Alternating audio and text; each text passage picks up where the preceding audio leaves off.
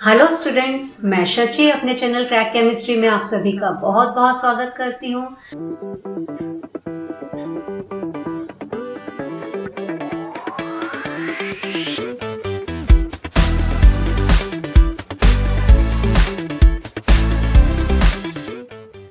बच्चों, आज जो टॉपिक मैं आपको एक्सप्लेन करने जा रही हूँ उस टॉपिक का नाम है मोल कॉन्सेप्ट। जैसा कि आप सभी लोग जानते हैं कि ये एक बहुत इंपॉर्टेंट कॉन्सेप्ट है। क्लास 9 से लेकर क्लास 12 तक के सभी स्टूडेंट्स को इस टॉपिक को समझना बहुत जरूरी है। बच्चों, इस टॉपिक को मैं आपको बहुत डिटेल में समझा रही हूँ जिससे कि आप मोल कॉन्सेप्ट पर बेस्ड कोई भी न्यूमेरिकल चुटकियों में सॉल्व कर सकें। स्टूडेंट्स, इस टॉपिक को स्टार्ट करने से पहले मैं आप सभी को याद दिलाना चाहूंगी कि अगर आपने मेरे चैनल को अभी तक सब्सक्राइब नहीं किया है तो उसको आप फटाफट सब्सक्राइब कर लीजिए, जिससे कि आपको आगे आने वाले सभी इंपॉर्टेंट अपलोड्स के विषय में टाइमली अपडेट्स दे रहें। और साथ ही साथ अगर आपको ये वीडियो पसंद आता है तो आप उसको लाइक करना मत भूलिएगा और आप इस वीडियो को अपने फ्रेंड्स के साथ जरूर शेयर कीजिएगा। स्टूडेंट्स, प्रीवियस टॉपिक्स के लिए आप पुराने वीडियोस रेफर कर सकते हैं। इन वीडियोस की लिंक डिस्क्रिप्शन बॉक्स में दी गई है। तो अब हम आज का टॉपिक स्टार्ट करते हैं। आज का हमारा टॉपिक है मोल कॉन्सेप्ट। तो सबसे पहले हम देखेंगे कि मोल कॉन्सेप्ट है क्या। बच्चों, अपनी डेली लाइफ में आप सभी लोग जानते हैं कि हम कुछ यूनिट्स को यूज करते हैं काउंटिंग के लिए। काउंटिंग के लिए मतलब अगर हम बात कर रहे हैं डजन की, तो डजन हमेशा रिप्रेजेंट करेगा कलेक्शन ऑफ 12 आर्टिकल्स। इसी तरह स्कोर जो है वो रिप्रेजेंट करता है कलेक्शन ऑफ 20 आर्टिकल्स। हम बात करें ग्रॉस की तो ग्रॉस रिप्रेजेंट करता है 12 dozen articles. 12 dozen articles means 144 articles. और एक और इम्पॉर्टेंट चीज है कि जब हम इनको यूज कर रहे हैं तो यहाँ पर किस आर्टिकल को मेंशन कर रहे हैं उससे हमें फर्क नहीं पड़ता है। जैसे कि अगर हम बात कर रहे हैं 1 डजन एप्पल, इसका मतलब 12 एप्पल्स। अगर हम बात कर रहे हैं 1 डजन ऑफ बुक्स, इसका मतलब 12 बुक्स। तो इसका मतलब क्या हुआ? डजन, स्कोर या ग्रॉस एक्सेट्रा कुछ हमारी कॉमन यूनिट्स हैं जिनको हम अपनी डेली लाइफ में काउंटिंग के लिए यूज करते हैं। बिल्कुल इसी तरह केमिस्ट जो हैं वो काउंटिंग के लिए एक यूनिट यूज करते हैं जिसको बोलते हैं मोल। केमिस्ट जो है एटम्स, मॉलिक्यूल्स, आयंस एक्सेट्रा को काउंट करने के लिए मोल को यूज करते हैं। अब आप सभी लोग जानते होंगे कि मोल एक ऐसा यूनिट है, इसकी स्पेलिंग है MOLE। इसको रिप्रेजेंट करते हैं जिस सिंबल से वो है स्मॉल n, और इसको लिखते समय हम लिखते हैं MOL। जैसे किलोग्राम को आप कैसे लिखते हैं? आप लिखते हैं kg। उसी तरह मोल को हम लिखते हैं MOL से। तो अब आपके दिमाग में एक प्रश्न आ रहा होगा कि जैसे डजन रिप्रेजेंट करता है 12 आर्टिकल्स, उसी तरह मोल कितने आर्टिकल्स को रिप्रेजेंट करता है? बच्चों, mole is a collection of 6.022 into 10 to the power 23 particles. मैं रिपीट कर रही हूँ, मोल जो है 6.022 into 10 to the power 23 particles को रिप्रेजेंट करता है। अब ये पार्टिकल्स क्या हो सकते हैं? ये पार्टिकल्स एटम्स हो सकते हैं, ये पार्टिकल्स मॉलिक्यूल्स हो सकते हैं, ये पार्टिकल्स आयंस हो सकते हैं। एक और इम्पॉर्टेंट बात, इस नंबर को हम एवोगैड्रो नंबर या एवोगैड्रोस कांस्टेंट भी बोलते हैं। हम इसको एवोगैड्रो नंबर या एवोगैड्रोस कांस्टेंट इसलिए बोलते हैं क्योंकि 19th सेंचुरी में एक इटालियन केमिस्ट थे जिनका नाम था एमेडियो एवोगैड्रो। तो उनको सम्मान देने के लिए इस नंबर को हम एवोगैड्रो नंबर या एवोगैड्रोस कांस्टेंट भी बोलते हैं। इसका मतलब हम कह सकते हैं mole is a collection of Avogadro's number of particles. तो अब अगर मैं बात कर रही हूँ 1 mole of hydrogen atom, hydrogen atom जिसको हम रिप्रेजेंट करते हैं H से, तो 1 मोल ऑफ हाइड्रोजन एटम में कितने एटम्स हुए? उसमें एवोगैड्रोस नंबर ऑफ एटम्स हुए, मतलब 6.022 into 10 to the power 23 hydrogen atoms हो गए। हम बात कर रहे हैं 1 मोल ऑफ हाइड्रोजन मॉलिक्यूल्स की, उसमें कितने मॉलिक्यूल्स हो गए? उसमें हो गए 6.022 into 10 to the power 23 hydrogen molecules. इसी तरह अगर हम बात कर रहे हैं 1 मोल ऑफ सोडियम क्लोराइड की, तो 1 मोल ऑफ सोडियम क्लोराइड में 6.022 इंटू 10⁻23 सोडियम क्लोराइड की फॉर्मूला यूनिट्स हो गई। बच्चों, फॉर्मूला यूनिट्स के बारे में मैंने अपने पिछले वीडियो में डिस्कस किया है, तो आप इस वीडियो को रेफर कर सकते हैं। अब अगर मैं बात करती हूँ कि 1 मोल ऑफ सोडियम आयन, इसका मतलब क्या हुआ? 1 मोल ऑफ सोडियम आयंस मतलब 6.022 इंटू 10⁻23 सोडियम आयंस। मैं बात करती हूँ 1 मोल ऑफ इलेक्ट्रॉन्स, इसका मतलब भी वही हुआ 6.022 इंटू 10⁻23 इलेक्ट्रॉन्स। एक और इम्पोर्टेंट पॉइंट मैं आपके साथ डिस्कस करना चाहूंगी। जो एवोगैड्रो नंबर है, इसकी एग्जैक्ट वैल्यू होती है 6.022137 इंटू 10⁻23 और इसको हम रिप्रेजेंट करते हैं symbol Na, capital N, capital A लगा हुआ है सबस्क्रिप्ट की फॉर्म में। लेकिन एग्जैक्ट वैल्यू जो है 6.022137 इंटू 10⁻23 है। कैलकुलेशंस में इस लंबी यूनिट को यूज करने से हमें असुविधा होगी, सो इस इनकॉन्वीनियंस को बचाने के लिए हम अपने कैलकुलेशंस के लिए 6.022 इंटू 10⁻23 को यूज करते हैं। स्टूडेंट्स, इतने डिस्कशन के बाद आपको समझ में आ गया होगा कि मोल अमाउंट ऑफ सब्सटेंस को एक्सप्रेस करने के लिए एक यूनिट भी है और साथ ही साथ डजन की तरह मोल एक नंबर भी है।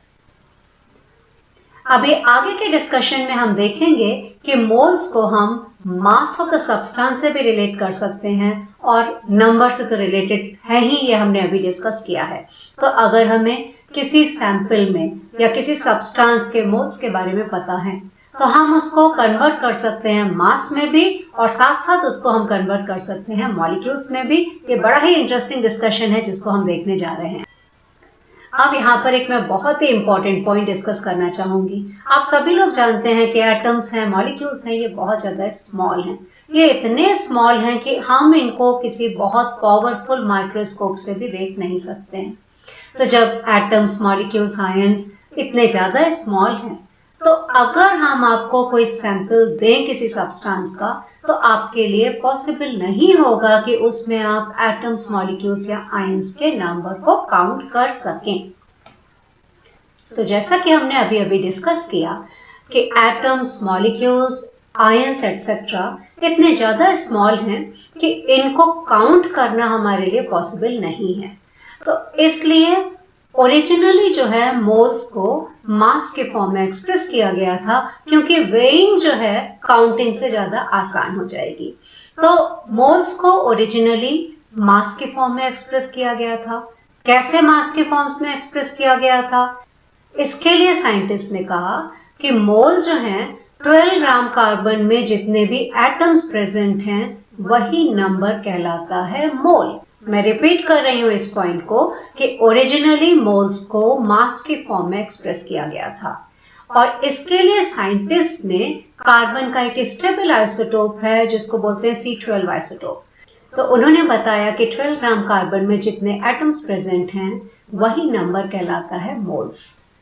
इसका मतलब मोल वो स्टैंडर्ड नंबर हो गया जो कि 12 ग्राम कार्बन में जितने एटम्स प्रेजेंट हैं उनके बराबर है। तो अब हमारे सामने प्रश्न उठता है कि हम देखें कि 12 ग्राम कार्बन में कितने एटम्स प्रेजेंट हैं। तो अब हम कैलकुलेट करेंगे कि 12 ग्राम कार्बन में कितने एटम्स प्रेजेंट हैं। 12 ग्राम कार्बन में जितने भी एटम्स प्रेजेंट हैं उसी नंबर को हम मोल बोलेंगे। तो 12 ग्राम कार्बन में एटम्स को निकालने के लिए हमने एक इनडायरेक्ट मेथड यूज की। सबसे पहले साइंटिस्ट ने मास स्पेक्ट्रोमीटर की हेल्प से एक कार्बन एटम का मास कैलकुलेट किया और एक कार्बन एटम का मास आया 1.992648 इंटू 10⁻⁻23 ग्राम। बच्चों, इस न्यूमेरिकल वैल्यू को याद रखना आपके लिए जरूरी नहीं है। मैं यहाँ पर आपको इसलिए समझा रही हूँ कि आपको पता चले कि मोल जो हम यूज कर रहे हैं, इतना लंबा चौड़ा नंबर 6.022 इंटू 10⁻23 वो आखिर आया कहाँ से। ये नंबर हवा में नहीं आया है, ये सच में निकाला गया है, लेकिन एक इनडायरेक्ट मेथड से। तो जैसा कि मैंने आपको बताया कि साइंटिस्ट ने मास स्पेक्ट्रोमीटर की हेल्प से एक कार्बन एटम का मास निकाल लिया और हम सभी लोग जानते हैं कि कार्बन एटम के एक मोल का मास होता है 12 ग्राम। जिसको हम एक ग्राम एटम भी बोलते हैं। ये टॉपिक मैंने अपने पिछले वीडियोस में बहुत डिटेल में एक्सप्लेन किया है। तो इन्हीं डेटा की हेल्प से हम कार्बन के एक मोल में जितने एटम्स प्रेजेंट हैं उनको कैलकुलेट कर सकते हैं। तो हम यहाँ पर देख सकते हैं कि ग्राम ग्राम कैंसिल हो जाएगा, ये एटम ऊपर चला जाएगा, तो हमारा आंसर आ जाएगा 6.022137 into 10 to the power 23 atoms पर मोल। मुझे उम्मीद है कि आपको समझ में आ गया कि एक मोल में एटम्स कैसे निकाले गए। एक मोल में एटम्स एक इनडायरेक्ट मेथड से निकाले गए।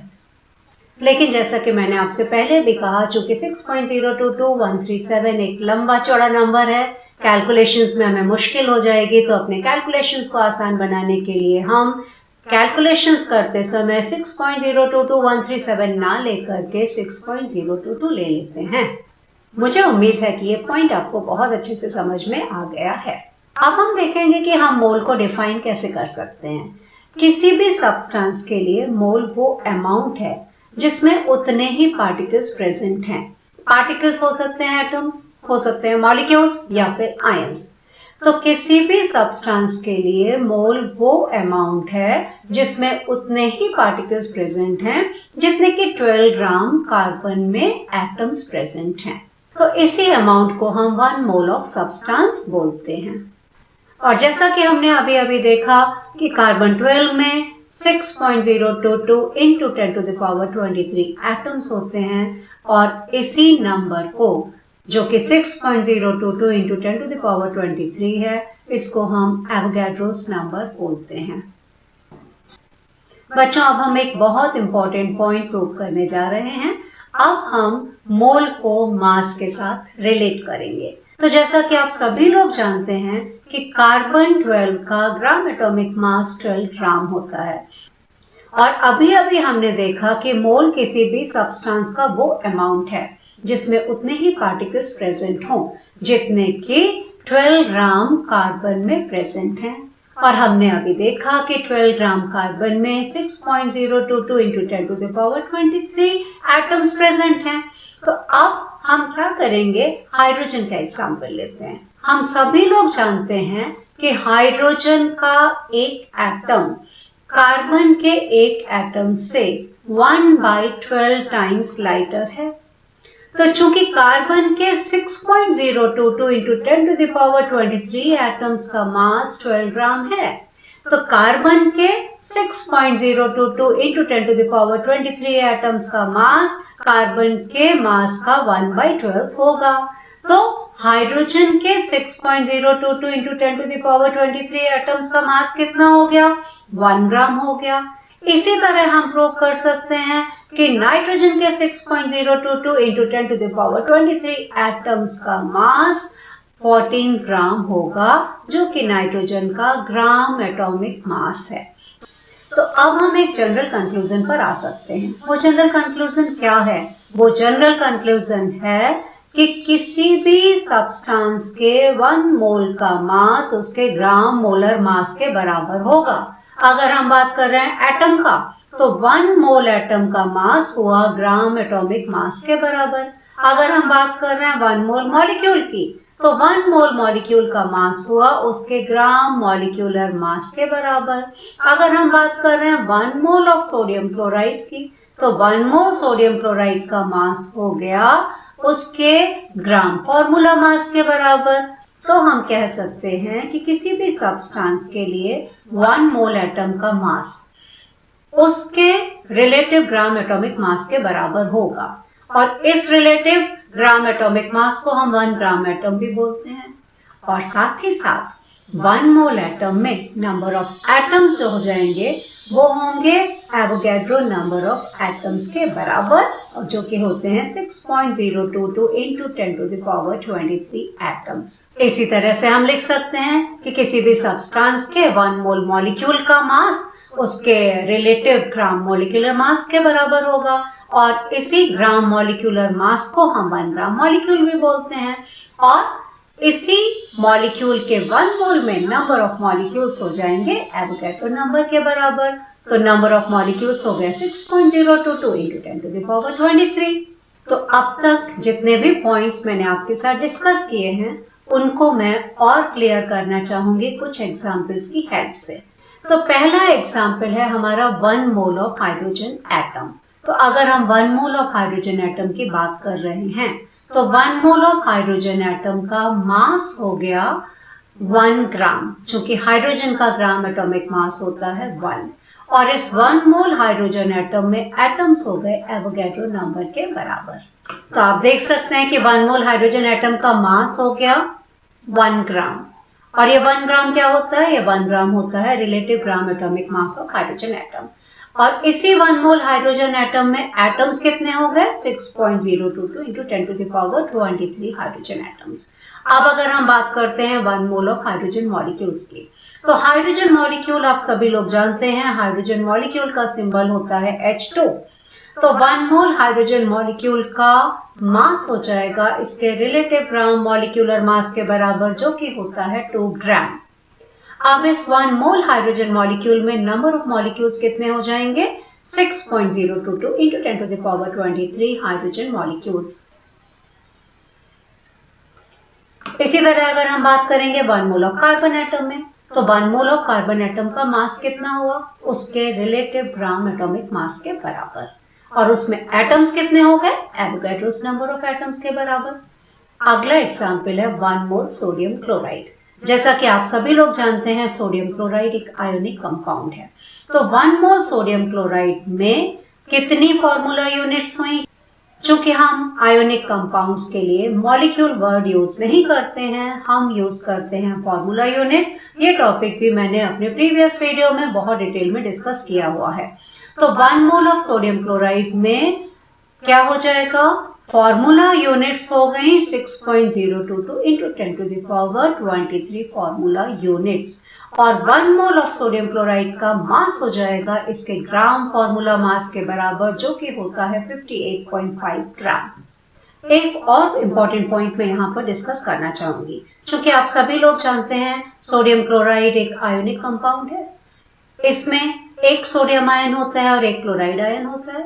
तो अगर हम सोडियम आयन और क्लोराइड आयन के टर्म्स में बात करें तो हम कहेंगे कि 1 मोल ऑफ सोडियम क्लोराइड में 1 mole of sodium ion and 1 mole of chloride ion present है। इसका मतलब हुआ कि 1 मोल सोडियम क्लोराइड डिसोसिएट होके 6.022 into 10 to the power 23 sodium ions और 6.022 into 10 to the power 23 chloride ions देगा।